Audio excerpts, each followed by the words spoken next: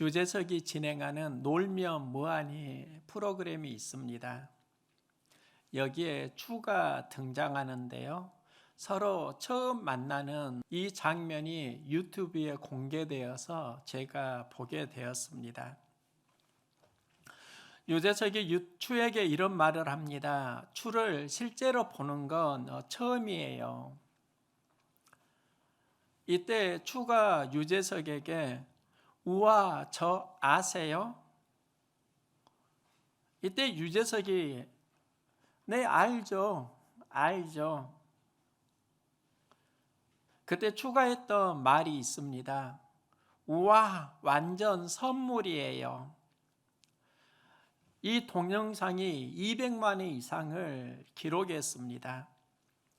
제가 말씀을 준비하는데 이 영상이 생각나는 겁니다. 추가 우와 완전 선물이에요. 이 말 한마디에 거기에 출연했던 모든 스태프들이 전부 다 심쿵하는 겁니다. 우리는 보통 선물을 어떤 물건으로 생각하는데 유재석은 추에게 그 무언가를 준 건 아닙니다. 우리는 항상 선물을 물건에 제한하곤 합니다. 생일 되면 선물을 받을 때 무언가를 물건으로 보이는 걸로 받기를 원하는 겁니다. 그런데 성경을 보니까요, 하나님의 선물이 곳곳에 등장하는데 이건 어떤 물질이 아닌 겁니다. 그러면서 그 물질, 그 이상이 하나님의 선물인 것을 보았습니다. 바울은 에베소 교회에 편지하면서 하나님 선물로 일꾼이 되었다, 이렇게 고백합니다. 여기에서 살짝 우리와 어떤 다른 뉘앙스가 있습니다. 우리는 보통 하나님이 주신 직분을 하나님이 세우신 선물로 생각하는 경우가 많이 있습니다. 나는 목사입니다. 이 목사 직분을 주신 분은 하나님이라고 고백을 합니다. 그런데 바울은 이 직분을 하나님 주시는 은혜라고 말을 합니다. 직분이 선물이 아니라 하나님께 받은 은혜가 선물이라는 거고, 그 은혜를 통해서 내가 직분을 받았다는 겁니다. 일꾼이라는 그 직분이 선물의 우선순위가 아니라 그 일꾼으로 살아갈 수 있는 은혜가 하나님의 선물이다, 이런 뉘앙스가 있는 겁니다. 보통 직분을 하나님이 주신 선물이라고 하는데 본질을 보면 그 직분을 감당할 수 있는 은혜가 하나님의 선물입니다. 은혜가 메마르면 직분을 감당할 수 없습니다. 은혜가 메마를 때 상처 중심의 삶을 살아갑니다. 상처 중심의 삶이 은혜 중심으로 새로워질 때 일꾼으로 쓰임받을 수 있습니다. 일꾼이라는 그 직분도 굉장히 중요하지만 그 직분을 감당하게 하는 은혜가 우리에게 주어지는 선물이라는 겁니다. 2015년 6월 17일 미국 사우스캐롤라이나주 찰스턴의 교회에서 있었던 일입니다. 한 무장교환이 교회에 들어와서 총을 난사하고 여기에서 흑인 9명이 사망합니다.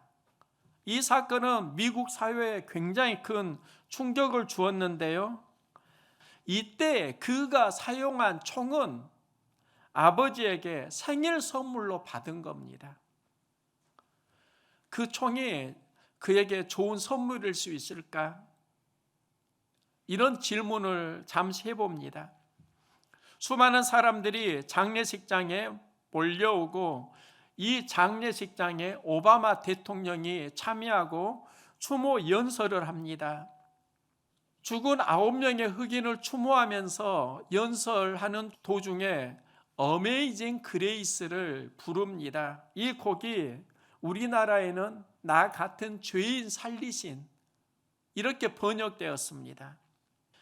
장례식은 미국 사회에서 갈등과 상처의 시간이었습니다.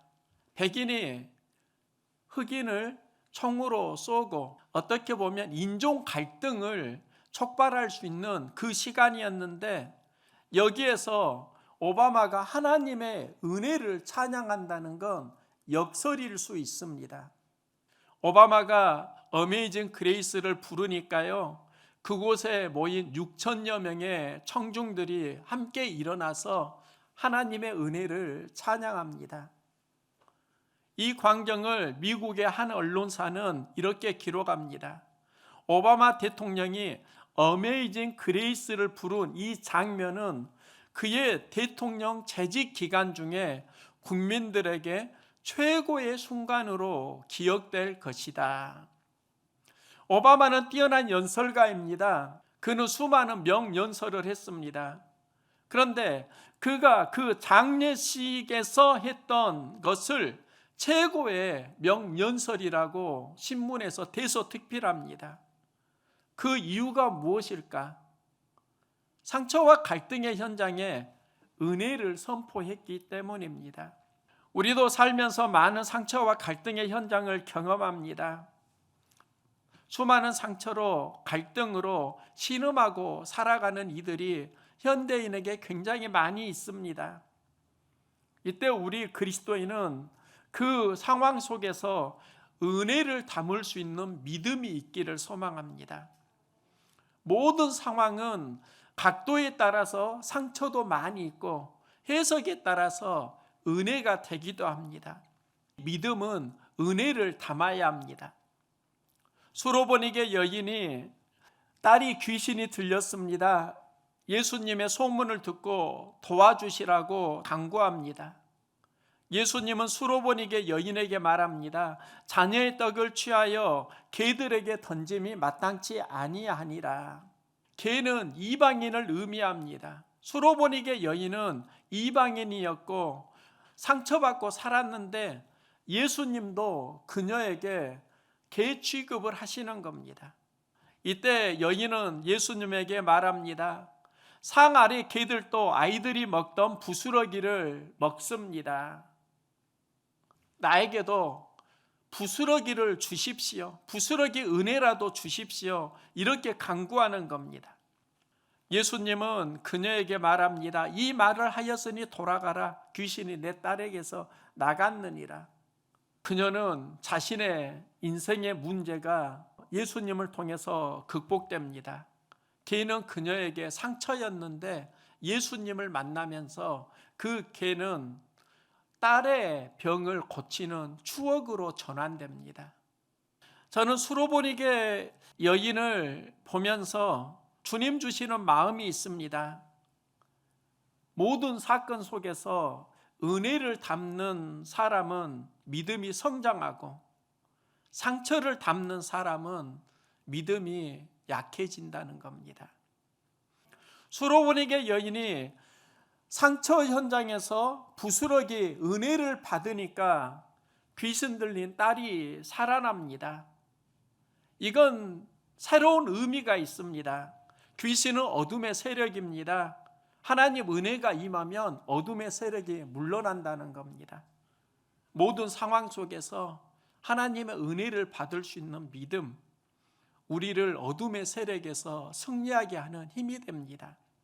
은혜는 하나님 주시는 선물인데요, 우리가 은혜가 충만하면 은혜를 받을 때 우리는 보통 성령 충만이라고 말합니다. 베드로는 성령을 하나님의 선물이라고 합니다. 즉 은혜도 하나님의 선물이고 그 은혜가 충만할 때 성령을 받습니다. 어느 날 마술사 시몬이 성령의 능력을 봅니다. 제자들이 기도하고 많은 이적이 일어나니까 마술사 시몬이 성령을 돈으로 사려고 합니다. 베드로가 이때 말합니다. 내가 하나님의 선물을 돈 주고 살 줄로 생각하였으니 내 은과 내가 함께 망할지어다. 하나님의 선물인 성령은 돈으로 살 수 없다는 겁니다. 이 선물을 받을 수 있는 비결이 있습니다. 너희가 회개하여 각각 예수 그리스도의 이름으로 세례를 받고 죄 사함을 받으라. 그리하면 성령의 선물을 받으리니. 회개하라, 예수 이름으로 세례를 받으라, 죄 사함을 받으라. 이게 한마디로 말하면 신앙생활입니다. 우리는 신앙생활을 하면 하나님의 선물로 성령을 받는다는 겁니다.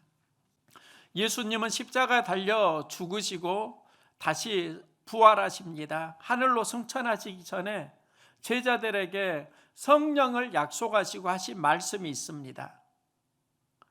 성령이 너희에게 임하시면 너희가 권능을 받고 예루살렘과 온 유대와 사마리아와 땅끝까지 이르러 내 증인이 되리라.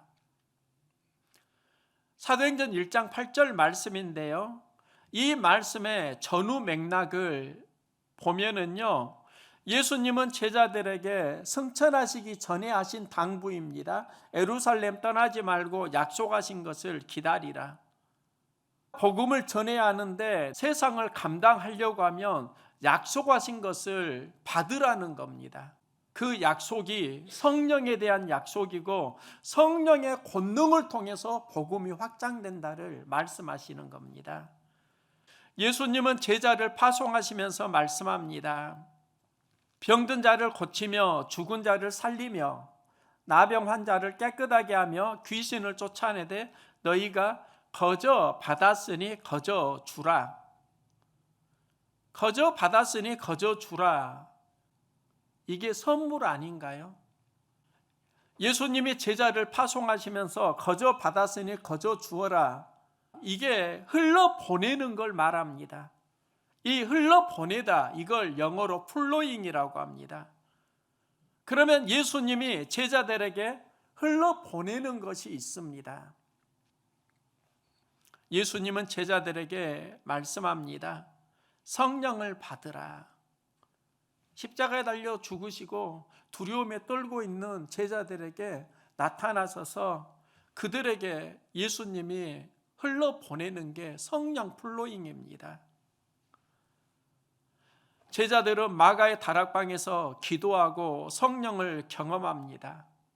그리고 제자들도 성령 플로잉을 시작합니다.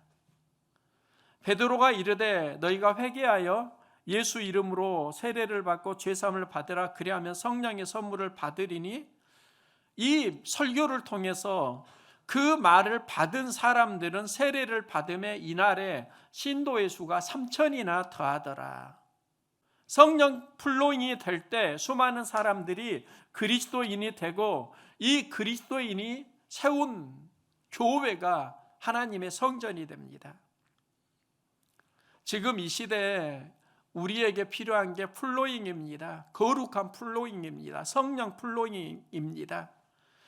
예수님이 제자들에게 성령을 플로잉하고 제자들은 땅 끝까지 복음을 플로잉하는데 이 플로잉할 때 그 에너지가 성령 충만입니다. 우리가 그리스도인으로 살려고 하면 하나님의 선물을 받아야 합니다. 선물은 거저 받았으니 거저 주어라. 플로잉을 해야 합니다. 예수 그리스도의 보혈을 우리가 플로잉할 수 있기를 소망합니다. 구원의 은혜입니다. 내가 받은 말씀을 플로잉해야 합니다. 세상은 떡만 먹고 살면서 방황합니다. 말씀을 먹어야 강건해집니다. 진짜 생명은 내 영이 말씀을 먹을 때, 그리고 진짜 사역은 말씀을 플로잉하는 겁니다. 또 성령을 플로잉해야 합니다. 성령을 받으면 우리는 권능을 받고 여기에서 이기는 삶을 살 수 있습니다. 인생에는 맛이 있습니다. 어려울 때 죽을 맛이 있고 살 맛이 살아나면 우리는 행복해집니다. 지금은 김장철인데요. 김장을 맛있게 먹으려고 많은 양념을 합니다. 그리고 김장은 손맛이다 이렇게 말을 하곤 하는데, 제가 김치를 맛있게 먹는 그 비법을 알아본 게 있습니다. 김치에는 잡균과 유산균이 있습니다.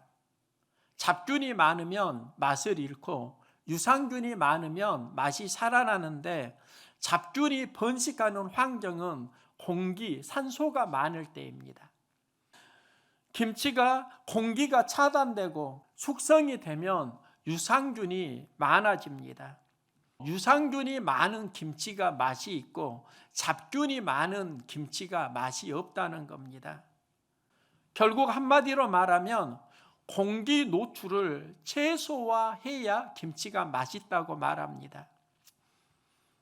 옛날에 항아리에 김치를 담을 때 우리 부모님 세대 보면은요, 김치를 꾹꾹 쟁이고 그 위에 돌을 누르기까지 했습니다. 공기를 차단하는 겁니다. 공기가 차단되면 잡균은 살지 못하고 유산균은 그곳에서 많이 번식합니다. 우리 삶에도 어떤 맛이 있는데요, 맛을 망치는 잡균이 있고 맛을 풍요롭게 하는 유산균이 있습니다. 성령과 밀착하면 우리 영에 유산균이 살아납니다. 살 맛이 살아납니다. 성령을 소멸하면 육신의 생각, 잡균이 우리를 지배합니다. 예수님은 우리에게 성령을 플로잉합니다. 예수님은 세례를 받을 때 비둘기 같은 성령을 받으시고 제자들에게 성령을 받으라고 플로잉하시고, 제자들은 또다시 수많은 사람들에게 성령을 플로잉합니다. 그래서 바울은 고백합니다. 하나님께 은혜의 선물을 받았고 그 선물을 따라 내가 일꾼이 되었노라. 저는 목회를 하면서 하나님 주시는 선물로 사역을 하는데요, 최고의 선물이 무엇일까? 예전에는 성령 충만이 참 중요하다, 성령이 아니면 사역을 감당하기가 어렵다, 이걸 경험을 했습니다. 그런데 제가 목회를 하면서 인정하게 되는 것이 있습니다. 사역은 사람이 없으면 감당할 수 없다는 겁니다. 사역을 하면서 사람이 굉장히 중요하구나, 그걸 절실히 느끼고 있습니다. 현장에는 사람이 있어야 힘이 납니다. 사람이 없으면 사역을 감당할 수가 없습니다. 신앙은 하나님과 나의 관계라고 말을 하는데요, 하나님과의 좋은 관계는 하나님 보낸 사람들과의 관계와 서로 연결됩니다. 하나님이 사람을 보내십니다. 사람은 하나님 보낸 선물입니다. 그러면 하나님과 좋은 관계를 맺으려고 하면 하나님이 보낸 사람들과의 관계, 이게 반드시 포함된다는 겁니다. 교회에는 다양한 사람이 있습니다. 때로는 상처와 갈등을 일으키는 지체도 있을 수 있습니다. 여기에서 목회자에게 필요한 건 그 모든 사람을 아우르고 담을 수 있는 믿음, 그 믿음이 하나님의 선물을 받아들일 수 있는 믿음이더라고요. 믿음의 크기는 사람들과의 관계와 서로 연결된다는 겁니다. 바울은 말합니다. 그의 안에서 건물받아 서로 연결하여 주 안에서 성전이 되어가고 성령 안에서 하나님 거하실 처소가 되기 위하여 그리스도 예수 안에서 함께 지어져 가느니라. 서로 연결해서 성전이 되고 성령 안에서 우리가 함께 지어져 가느니라. 그리스도 안에서 연결되고 성전이 세워집니다. 성령 안에서 그리스도가 거하는 믿음의 성전이 지어져 갑니다. 한마디로 말하면 교회는 관계를 통해서 세워진다는 겁니다. 연말이 되면 성탄 준비를 합니다. 예전에는 제가 아이들을 직접 가르쳐서 성탄 준비를 했습니다. 지금은 상황이 다른데요. 그런데 예전에 성탄 발표회를 하고 가족들은 많은 은혜를 받았습니다. 그때 나는 성탄을 준비하면서 경험을 가족들에게 말했던 적이 있습니다. 아이들과 성탄제를 준비하는 과정은 참 힘들었는데 이렇게 은혜롭게 잘 맞춰서 감사합니다. 제가 이런 뉘앙스의 이야기를 했습니다. 이 말을 했는데 후에 가족 몇 명이 모여서 이런 이야기를 나누었다고 합니다. 목사님은 장년부에 전념할 수 있도록 교육 전도사님을 모시면 어떨까요? 그리고 저에게 제안을 하는 겁니다. 이 말은 목사님을 도와주고 싶은 마음에서 나온 이야기입니다. 그때 제가 했던 말이 있습니다. 아이들이 있는데 전도사님이 없어서 힘든 게 아니라 돕는 교사가 없어서 내가 사역이 좀 힘들다. 전도사님이 오신다 하더라도 혼자 할 수 있는 사역은 아니다. 전도사님이 오신다 하더라도 돕는 교사는 있어야 한다. 본질은 전도사님이 아니라 우리가 돕는 교사로 서는 것이다. 이 이야기가 공유되어서 다음 해 주일학교 교사가 세워졌습니다. 저는 이게 진짜 연합이라고 봅니다. 바울이 교회가 세워지는 과정을 이렇게 말합니다. 복음으로 말미암아 그리스도 예수 안에서 함께 상속자가 되고 함께 지체가 되고 함께 약속에 참여하는 자가 됨이라. 계속 함께가 반복됩니다. 연결되어야 한다는 겁니다. 서로 연결되는 건 관계를 말합니다. 좋은 관계는 좋은 믿음의 열매입니다. 예수님은 그래서 서로 사랑하라고 합니다. 좋은 관계를 맺으라는 겁니다. 하나님은 우리에게 선물 주기를 원하십니다. 무엇이 하나님 선물을 받는 믿음일까? 이 질문을 하게 되는데요. 우리가 직업이 있습니다. 직업으로 살면 돈을 받습니다. 그런데 우리 신앙은 소명으로 살라 이 말을 합니다. 제가 신학교에 갔을 때 직업의 목사가 아니라 소명의 목사로 살라는 말을 참 많이 들었습니다. 우리가 사는 데는 돈이 필요하고 직업이 필요한데 소명으로 산다는 게 무엇일까? 직업으로 살면 돈을 받는데 제가 소명으로 살 때 하나님의 선물을 받는다는 걸 알았습니다. 누구나 살아가는 직업 중요합니다. 그리고 직업을 통해서 우리는 돈을 법니다. 그런데 돈으로만 사는 사람은 불행해질 수 있습니다.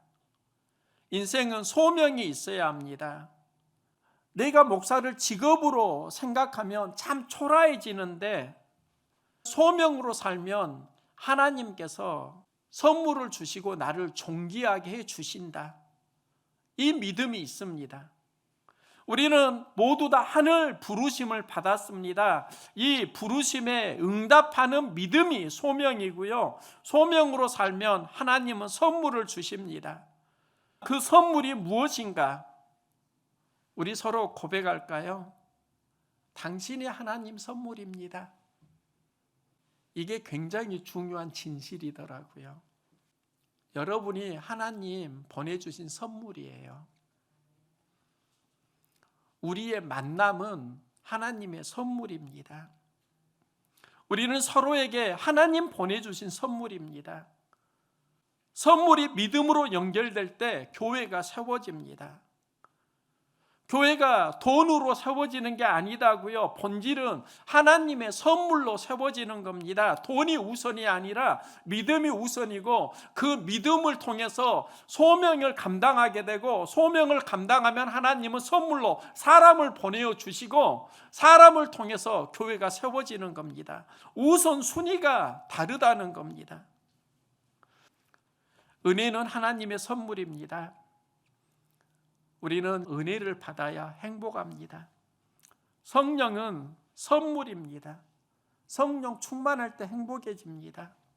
우리가 함께하는 사람은 하나님 보내주신 선물입니다.